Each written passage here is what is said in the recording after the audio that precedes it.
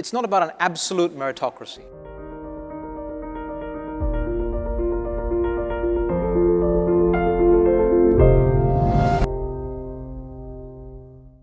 Meritocracy is a good guiding principle for combating corruption, cronyism, and nepotism.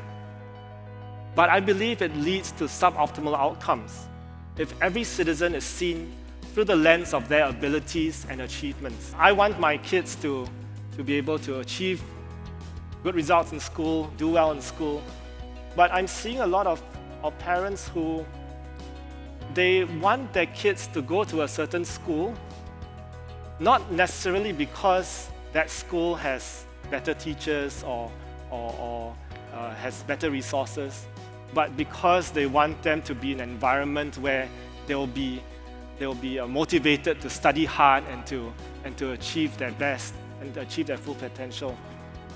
That's a good goal to have, but if we take it to the extreme where we downplay the efforts that many neighborhood schools are making to try and uplift their students, and or the parents say that I want to make an appeal for my child to be transferred to another school just because the school is not as competitive.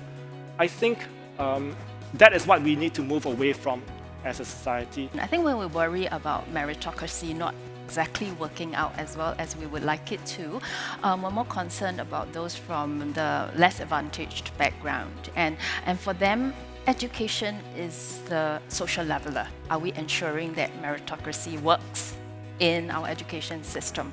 Right. So apart from trying to make the starting point as equal as we can possibly do, we should also be working at narrowing down inequalities so that difference isn't so stark to begin with. We should be placing less emphasis on grades and paper qualification and be more open to other paths to success and recognizing achievements in, for example, skills rather than academic qualifications. I think that will address the issue a bit more.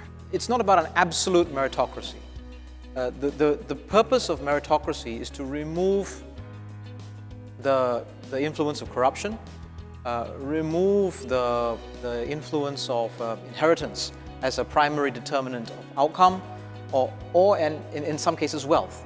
And race. So where meritocracy has a useful outcome, then it's a better tool than any of these other factors. And I think we largely agree on that. But it's not a perfect tool. No tool is.